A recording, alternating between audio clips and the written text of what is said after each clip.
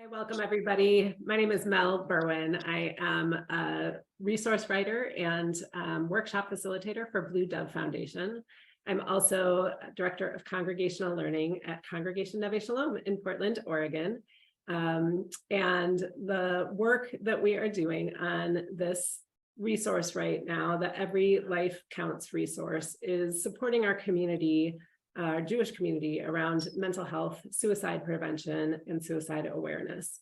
And those are all really personal to me. I've had more than one relative die by suicide, and I have 3 kids who have all struggled with mental health, and one who attempted suicide a couple of times, and I've needed to support through major depression in her teenage years. So that's part of why I'm here, and I want to welcome Jen Greenberg and Kaya, 2 parents who are also connected to Blue Dove Foundation and to the story of supporting children after a death by suicide of a family member. And I just thank you so much for being here and being willing to share your stories with everybody.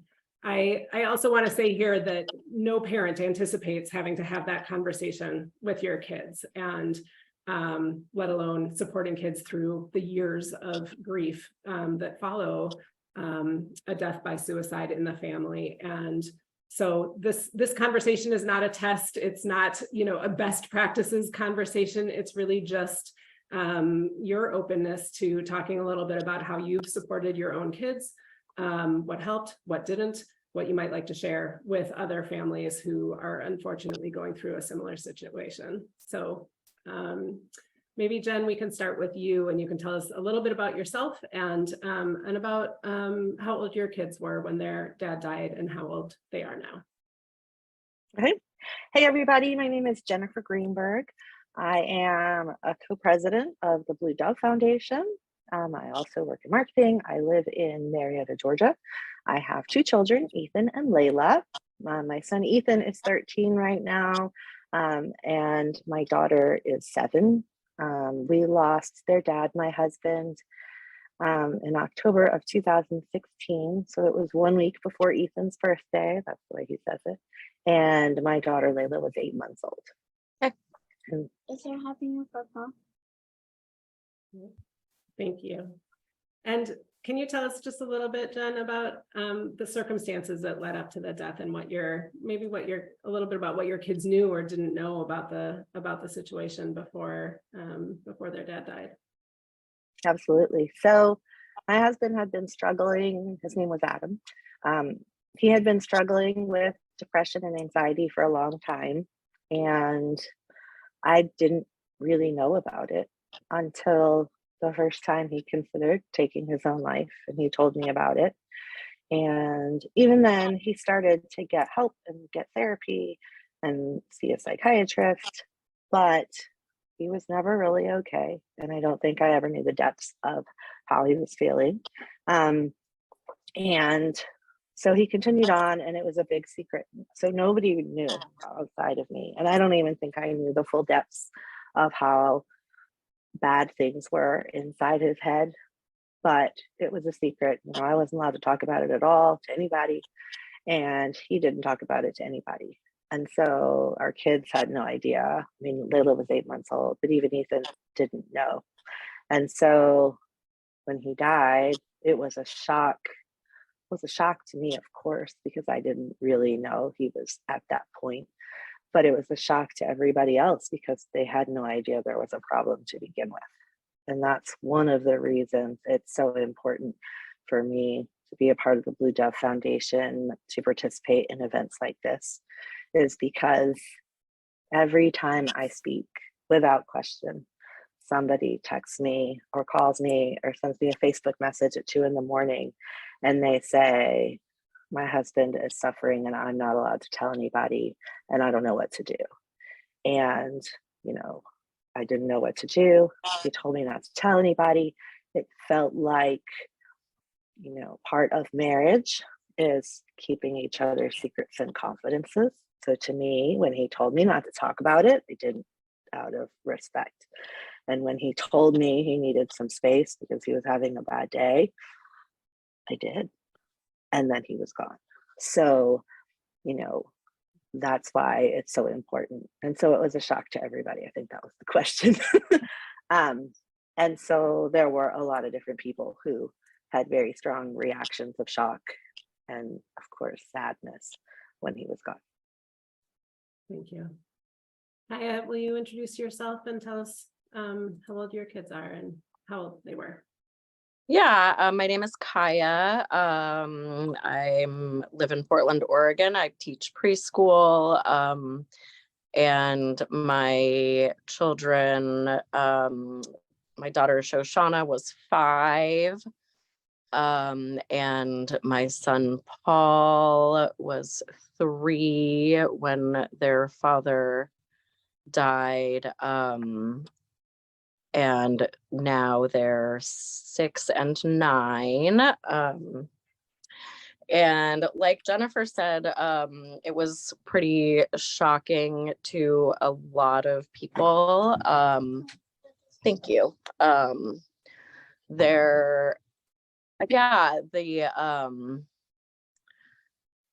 It was also a really big secret. He had been suffering from major depression for his entire life. He was, I think, 37 when he died.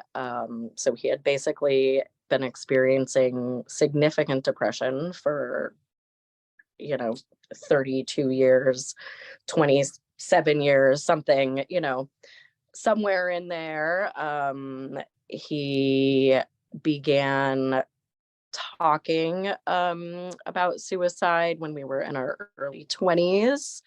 And that's when like the suicidal ideation really started to surface. And yeah, it was very shocking to his community. It was less shocking to my community because I couldn't hold it all to myself, but it was very secretive. Our children, experienced a father who lived with significant depression. He also experienced a lot of psychosis throughout, like our 14-year relationship, and had, visual and oral hallucinations, paired with a lot of paranoia and anxiety. And he was often bedbound and unable to take care of himself or our children. And so, but it was still hugely shocking when he wound up completing suicide. It was complicated by the fact that we were in the process of ending our marriage. And it was towards the beginning of that process. And so I think that shifted a lot of the reactions in our community to his death, and especially among the older generation, where I was really close to friends of his parents. We were in the same religious community, all members of the same synagogue. They were some of the first people that I met when I moved to Portland were these, grandparents they were parents of people that Aaron had grown up with, my husband, Aaron. So these were the parents of his peers. And am I answering the question, Mel? Yeah, you are. Let's talk a little bit about language, because I think, in any conversation with kids, we always have to kind of consider the language that we're going to use, right? Especially in hard conversations. And we know how important and significant language can be, both, helpful and hurtful. Can you each talk a little bit about how did you tell the kids that their dad had died? How did you talk about suicide with them? Was there anybody in particular that helped you with that language? Can you talk a little bit about that? Kaya, we can start with you and then we'll go to Jen. Sure. Well, I was very lucky in one way because I had therapy on the Thursday that my husband died. So actually Mel's friend Joanne drove me to therapy that day. And the first person that I really had to tell was my therapist. And so she, offered me just like some initial support, which was, amazing and terrible, about how to talk to my kids. And what I really remember was just like it felt like this enormous span of time between when I found out that he died and being able to tell my children.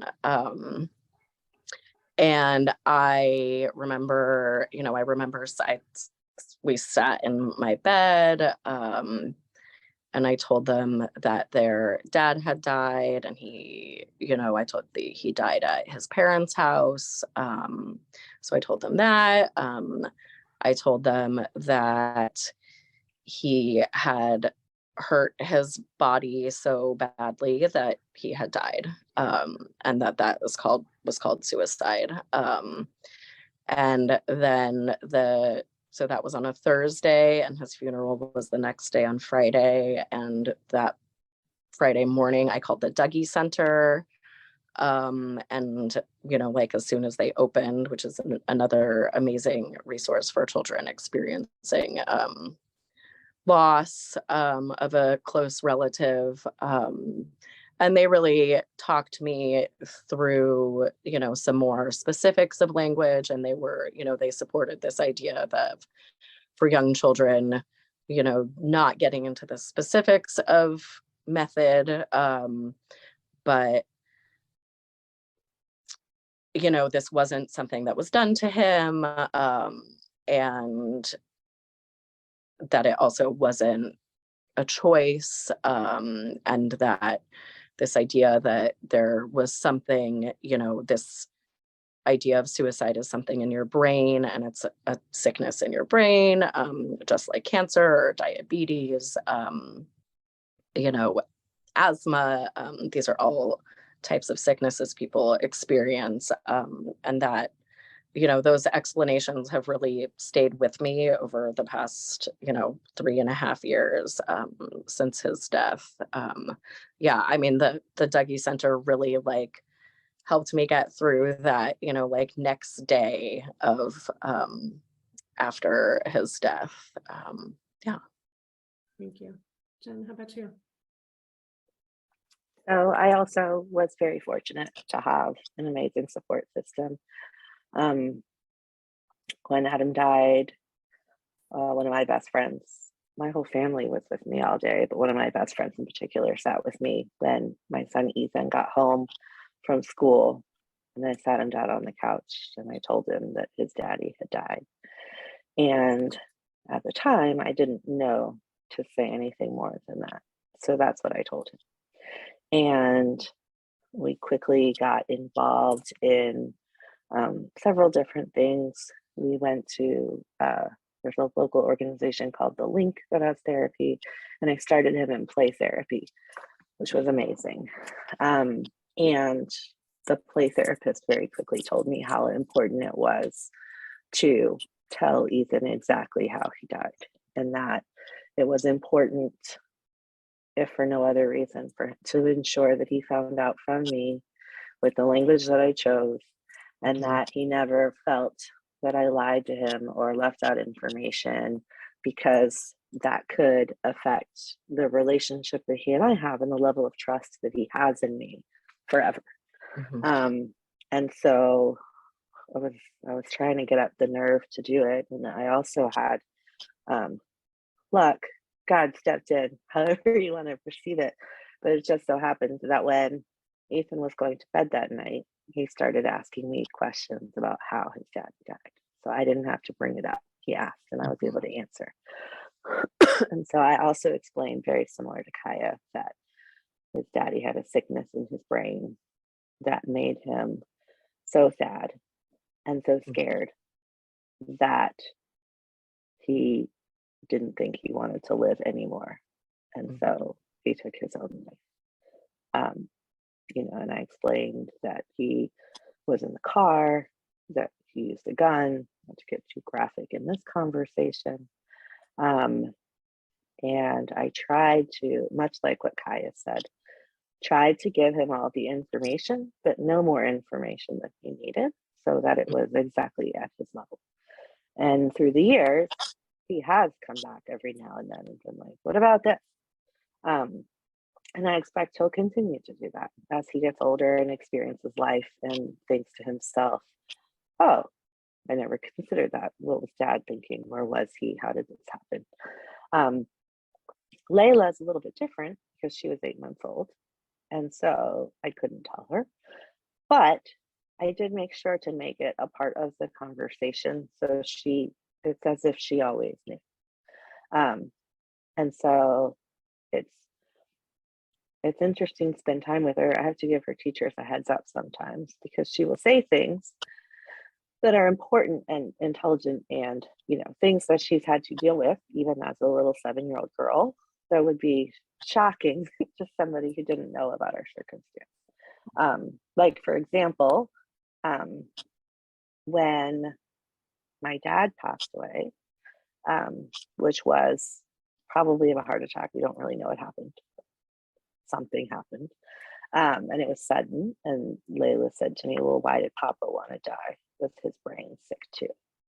And I said, no, Papa had a different kind of sickness and he didn't want to die. He wanted to stay alive, but his heart didn't want to work anymore and it was sick. So that was a different kind of sickness. And so, it's always a conversation ongoing, because again, there's something else that comes up in both of their lives where they have kind of an epiphany to be like, oh, what about this? And it's typically, when you're about to walk into a movie and everything's happy-go-lucky, and then you're like, wow, okay, we're going to talk about this now. Great.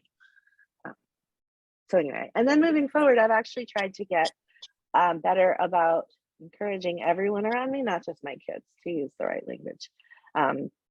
It's amazing how many times, and I used to do it too, so again, I'm not being judgmental here, but it's amazing how many times over the course of a given week, someone who doesn't know me that well will be stressed out at work and put 2 fingers up to their head as if to say, I'd rather die. And that like shakes me when I see people do it. And so that's something I would also think is important to kind of be aware of and to explain to your children, explain to your friends, explain to whomever, because I didn't know when you have really experienced that from somebody who you love, seeing the over dramatic replay is really hurtful. So I think having the right words around those people, and I think you, whoever's watching, you might have heard, when I was younger, before I knew better, I would say commit suicide. But as Kaya said, it's not a choice, it's a disease that drives you to take this action. So the proper language there is, completed suicide, died by suicide, not commit suicide. You didn't commit a crime. If you were still alive, you wouldn't go to jail. You really had a disease that you suffered with that ended in a loss of life. So that's also really important language. Thank you. It's really helpful to hear, kind of how you were able to talk through with your kids and explain to them. Is there any other language that you've learned to use that you've found helpful in talking to your children or other people in general around mental health or suicide or grief that you want to share with other people right now? I think grief is a completely different ball of wax in that you're never done with grief. And it's been almost 7 years, and thank God we're okay. You know, I have a good job. My kids are thriving in school. You know, things are good, right? But you never know when a song's going to come on the radio, or I find myself in a circumstance where all of a sudden it hits me. And it being grief, it could be sadness. It could be, I wish he was here to see, you know, Ethan's bar mitzvah, or, you know, Layla's first steps, whatever it is over the years. I'm angry. You know, there's a long list of things that I'm angry about. And so while the more time that goes by, I would say the higher the frequency of my day just being fine gets. But you still never know when something is going to just make me or my children, you know, decide themselves. And so I think that's important to understand in the journey, is that you don't get over it. Hasn't been long enough. It's always going to be part of who you are and how you carry on. Yeah, I 100% agree. I mean, I think like as my children get older, especially like for me as an adult, it has become less and less acute, right? But my children are continuously experiencing like it in new ways. And I think that it shows up very differently for them, their grief. My daughter was really lucky to be at a great age for therapy. This was also, Erin died right before the pandemic started. So she like met a therapist one time in person, but then it was all on Zoom, and that wouldn't really have worked so much for my 3-year-old. So her experience of grief and processing all of the emotions and how to just cope with her big feelings has been really different from my son's. I think something that's really important that we talked about a lot more towards the beginning was that, you know, Aaron wanted to be there like for his kids, and it's not from lack of love for his children, and it's not because of them, and yeah, just that he was so sad that he was confused. His brain wasn't working the way that our brains are working. I think it's also really important. We talk about depression in our house a lot, and to talk about depression, and that, you know, you can be safe and depressed, and depression doesn't mean you're going to experience suicidal ideation. It doesn't mean you're going to die, and that there are ways that we can get help. Also, and we're all, you know, all three of us get consistent, you know, mental health support at this point. And I think, you know, grief for me at this point is a lot of re-experiencing of the past and how it influences my life now. And it's honestly accompanied by a lot of rage. And I think it's, you know, for my children, there's a lot of that too. There's a lot of anger that accompanies our grief and our feeling of loss. Yeah, and just like missing what you don't have. Yeah. So that's a lot. I mean, that's kind of getting into this idea of like how grief shows up for your kids too. And you know, it's another question that I have. Not only how do you see grief showing up for your kids, but also what are some of the supports? What has been helpful to your family as you've been, you know, on this path for these years, and for all of the different ways that grief can show up for yourselves and also for your kids, because of course you're a unit, and you know, you being able to take care of yourselves and have that kind of support for yourselves is just as essential for taking care of your kids as the support that they get directly. Do you want to talk a little bit about you know, how that grief has shown up and what the supports are that have been helpful? Jen, do you want to start? Sure. So for Ethan, again, it was two very different experiences. Ethan vividly remembers that day, and he remembers his daddy, and he remembers having a daddy, and so it has shown up through the years in a lot of different ways, leading up to a little over 2 years ago. He had suicidal ideation, and he had his own depression and anxiety. Now, whether it was genetic or as a result of the trauma of losing his dad, or most likely a good combination of both, we had reached a point where there was one night, and it was just the look in his eyes was not good. And so I reached out to my therapist and his therapist, who fortunately I was able to reach out to at that time, and they both encouraged me to take him to the hospital. So I took him to Peachford Hospital, which is a local mental health hospital here in Atlanta, and they admitted him, and he stayed for 10 days, 11 days, I'm sorry. It's usually a 3 to 5 day stay. So still very traumatic, really, for all of us. But he was able to get put on a path that was the right path. His medicine was changed. And then I enrolled him in something called DBT therapy, which helped not to go down too far of a rabbit hole, but it helps teach you that if you're in a situation that you can be mad about the situation, you don't have to like it, but you still have to take the appropriate actions. I don't like working, but I like to pay my bills and I like to buy nice things, so I have to work. That kind of strategy inside your head, which has been life-changing for him and for me. For him, because he really moved into a path. That's his ongoing therapy, is with his DBT therapist. And that's he's really amazing.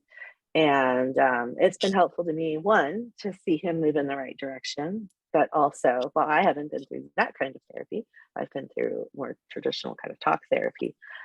Knowing that that tool is available and understanding kind of how that works has helped shape some of the language I use when I'm talking to him, some of the language I use when I'm talking to me, and some of the language I use when I'm talking to Layla. And so while in no way, shape, or form would I obviously ever want this to happen, I feel like some of the things that happened have been a blessing as a result, because we've had, my husband didn't get these life skills like DBT and how to regulate yourself and how to take a breath or take a step back, that he didn't have those skills. That wasn't what was done back then. And my son has those skills starting at age 11. And so the teenage years, which were already hard, and as he gets into life, he's already going to be kind of grounded in all of that. There's an organization here in Atlanta called Kate's Club, which is, sounds like close to the organization, Kaya, you were talking about, but it is for kids who have lost a parent or a sibling, and helping them understand that it's okay to grieve. It's okay to feel your feelings, and teaches them words. Our synagogue has been a huge support. We've got a lot of friends and family. I grew up here, so we've been very fortunate to have that. Our rabbi is always around. Ethan has men in his life who are role models and who he can go to when he has guy questions. It's just unbelievable. He has a pal, kind of like a big brother, through Jewish Family Services. And they just go out and have fun. And, it's another person he can turn to who's an adult, who's successful and, doing good things with his life. And the kind of person who would give back to be a pal is a role model in his life. And again, we have so many family and friends who are there for us. The combination of those things has really kept us on our feet. You said something earlier about kind of what are those funny things. When Adam was alive, we had a long running kind of inside joke that whenever something was going on and I was running in 8 directions, my husband would always go, "Jen's got this. Jen's got this. Jen's got this." And so now when things get crazy and life gets crazy, no matter who you are and what you do, then I always kind of say, "I got this. Jen's got this." And so, I think my kids see that too. We got this. We're okay. So that's important. Does that answer your question? I feel like I went down Beautiful. a rabbit hole there. Tyler, what would you add in terms of some of the ways, you know, you started telling us some of the ways that grief has showed up for your kids, but maybe a little bit more about how that's shifted and what supports have been most helpful for your family. Yeah, I mean, I think that like after, you know, the initial sadness and confusion and, you know, things being different and like my own intense like emotional state after Aaron died,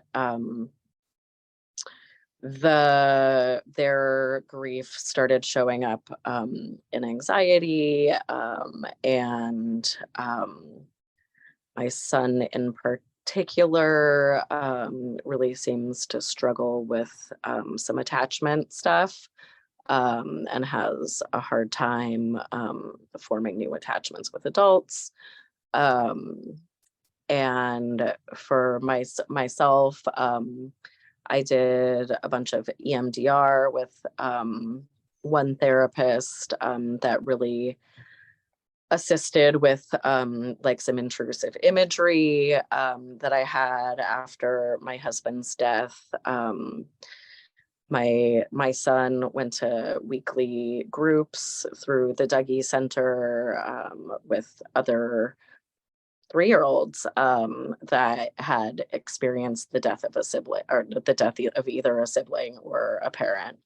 And there were also, and along with that, there was, you know, so he would go to a group and I would get to go to a group too. And so there were, you know, there were other parents there whose partner had died by suicide or whose child had died by suicide. And that was a really helpful thing, especially at the beginning. My son is now doing synergetic play therapy, which has been like the most amazing discovery and is all about reconnecting, you know, the neurons in your brain and so that you can to like regulate yourself and experience your emotions in a different way. And it's been really transformative for him. It's been maybe 6 months that he's been doing that. But he really was struggling at school. He was kicked out of a school. He was kicked out of his school that he was in halfway through kindergarten. But he's been really supported in a new school environment that just offers really low demands for him and reassures him that he's valued. And you know, now thinking about it, I'm really curious about, you know, how like the loss of his father plays into that sense of like, am I worthy and am I valued? My daughter does less regular therapy. It's kind of just like as needed at this point, more traditional like talk therapy because she's 45 in a 9-year-old's body. She's got like her emotional development is like her emotional intelligence is incredible.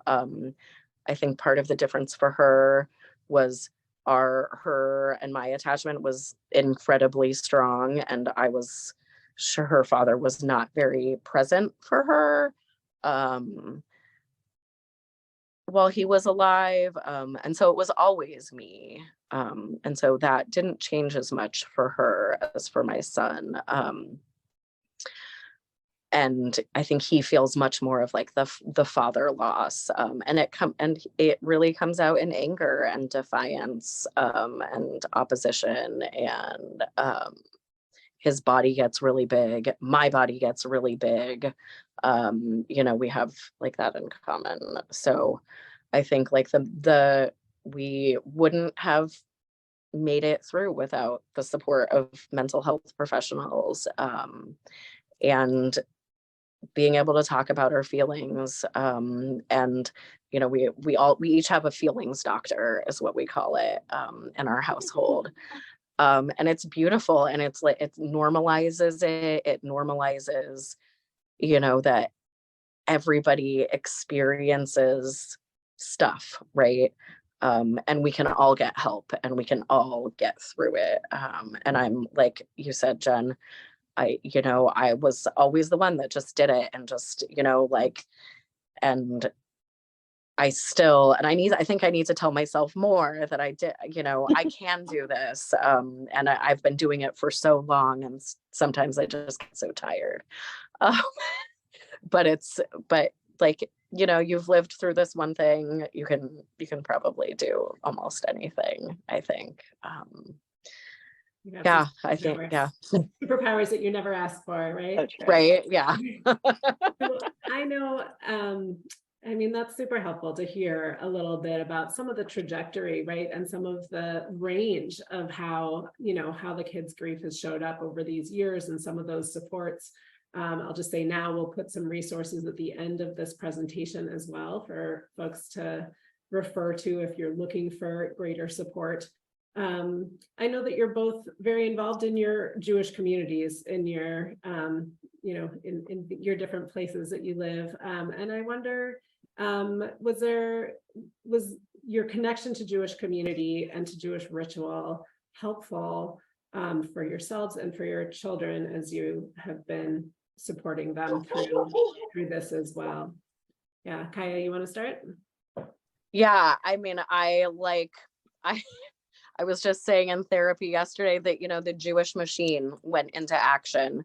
I was at work teaching preschool in my synagogue that I belong to, that I was married in. I converted there. My husband had his bar mitzvah there. I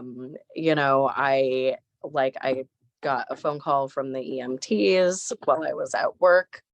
I'll see you really soon. Okay. Give me a high five. And it just was very considering. Yeah, so I got the phone call, and I remember the classroom that I was in. I ran to my boss's office. I knew exactly what to do. I knew exactly who was going to help me. So I ran to my boss's office, and I was like, this happened. I think Mel came down, she called Mel. Mel called, Joanne. Joanne brought me to therapy. Joanne brought me home. She gave me water. My best friend is one of the rabbis at our synagogue, and she came and stayed at our house until my family's in California. So she, maybe she called my dad, I'm not sure, but she stayed. Yeah, she stayed with me until my dad came. She and her husband picked my kids up from school and fed them dinner, and all of this stuff. And then there was the funeral, and then there were, the Shiva minions. And it was just, it was the first time that someone my age in, my community had lost a spouse. So that was, my peers learned how to organize a Shiva. And it was just, it was one of the most beautiful, supportive times of my life. And I remember, I'm sitting in my bedroom right now. I remember sitting in my room with, older women and women the same age, and younger women and children, and, just being supported. And being told that I didn't, I didn't even have to come out if I didn't want to. And I could just be. And it was incredibly reassuring. I found a lot of value in going to sit to shul to say Kaddish while I still could. And I didn't get to finish, the in-person like ritual because of the pandemic. But it was hugely comforting to me. I thought, Mel came to my class a couple months ago, my preschool class, and talked about Jewish ritual, especially in times of mourning. And she said something like, ritual is what we do when something big happens in our community. And it's this guideline for what we do, and it helps people know what to do and how to do it. And then you can, add like all this nuance and things that are unique to you and your family or your needs. Yeah, I think that the one part that was hard for me was the concept of suicide in Judaism. And I didn't really know what to do with that. I think maybe especially as a convert, maybe not, I'm not sure.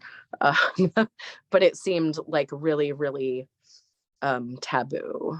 And that part was pretty tricky, and not being able to find like very many Jewish resources about suicide at that time. Yeah. Thank you.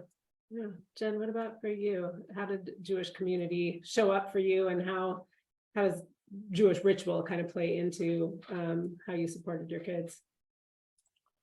So I have to give a plug for the Blue Dove Foundation. That's part of the reason we're here today, is to make sure that there are more resources for Jewish people who are suffering with suicide, survivorship of any kind, and all mental health issues, because it is something that used to be a taboo and had a stigma around it. And over the past several years, we've come a long way. But the purpose of the Blue Dove Foundation is to provide more resources for people who end up in the situation that we have. And throw that in there. But Judaism's been really important to me in ways I didn't imagine, if I had imagined it, I guess. Absolutely, my community was amazing. On the day my husband died, same thing. My best friend picked me up and took me to her house, and all of a sudden my rabbi was there, and my other rabbi was there, and the president of the synagogue, and the process of mourning. It was the first time I had really experienced it as someone in my immediate family, not a grandparent or an aunt or an uncle, but someone who was mine. And that was certainly a good comfort of like, you're like, I don't even know what to do with myself, and there's a list of things to do. So I thought that was valuable. But it wasn't until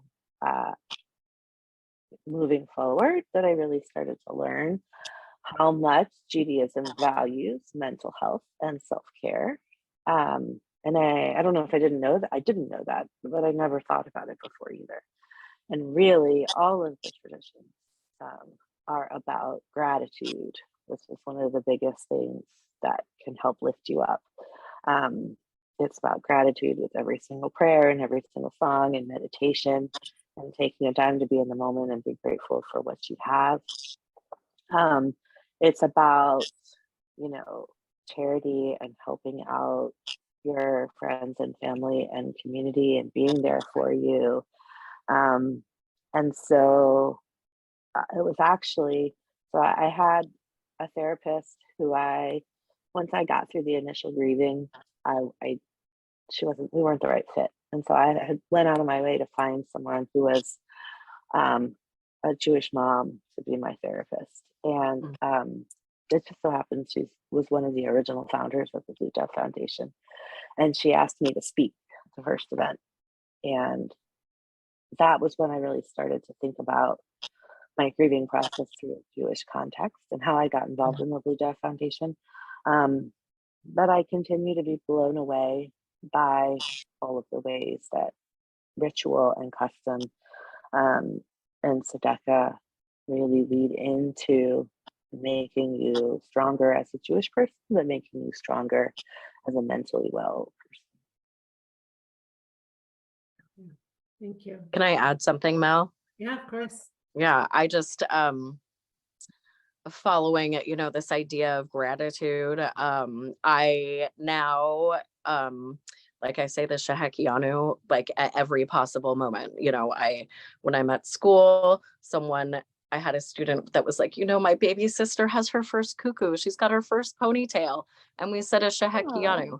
We can say like a Shehekianu for being in this particular season of life, or in this moment, even when it's hard. And that specific prayer is something that has given me like a lot of space for appreciating what we have now, and what this day or that day or this moment or that moment or this new thing looks like, even if it doesn't have to be the big thing, or even a great thing. It's just we're still here, and we're still living our lives. And I think that was like has been a really important framework to continue life with, and to bring to my children and to other children too. So. Beautiful. I had the opportunity to go on the Momentum trip to go to Israel. Mm-hmm. And that was also a strong kind of return to, now we light Shabbat candles this Friday night, and I try to make a challah.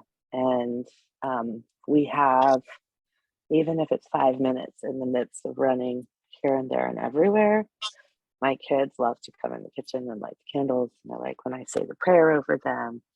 And, it's given them kind of a cool foundation for here are the things we're going to do no matter what. Yeah. The backbone.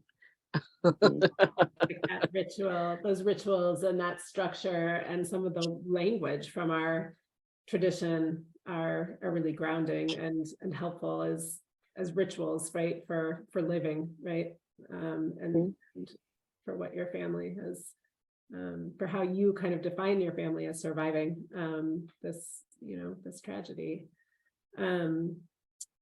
Thank you both so much. I just want to end by asking if there's anything else that you would like anybody else to know, anybody else who might unfortunately be in a similar situation to what you've already gone through in your families.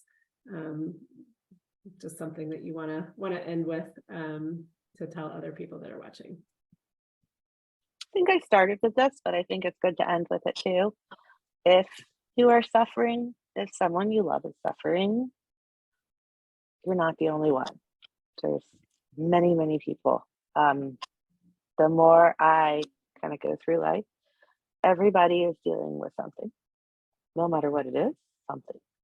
And don't be afraid to ask, to speak up, to say, I need help. My so-and-so needs help, or I don't know how to help them, so I need help so I can help them. There's always an option. There's always a resource.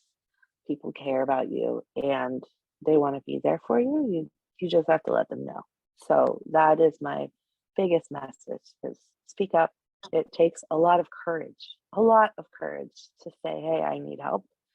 But there has never been a time when I've finally gotten around to say, I'm struggling, I need help. And there hasn't been someone or lots of someones that really wanted to be there for me and push me through. So please, please, please ask whoever and everyone. And you'll find that the people you need will be there for you. Mm-hmm. Yeah, I 100% agree. I think that there's absolutely no value in secrecy, and no value, and there's no reason to feel shame. I think, like Jennifer said, there will always be someone that will help. And right, for every, 2 people that you can think of that are really in it, there are 5 more, and then there are 5 more, and then there are 5 more. I think in my community, my husband died by suicide, and that was followed by another suicide death, and then there was another suicide death. And it just really speaks to the need to be open, and not need to hide. And people won't think less of you for seeking help. Yeah, sorry about the knee. You can always get help. What a perfect way to end. Thank you both so Yeah, much right, for Paul? participating this evening. We appreciate Always. Yeah, everything that there's you've shared. Thank you so much.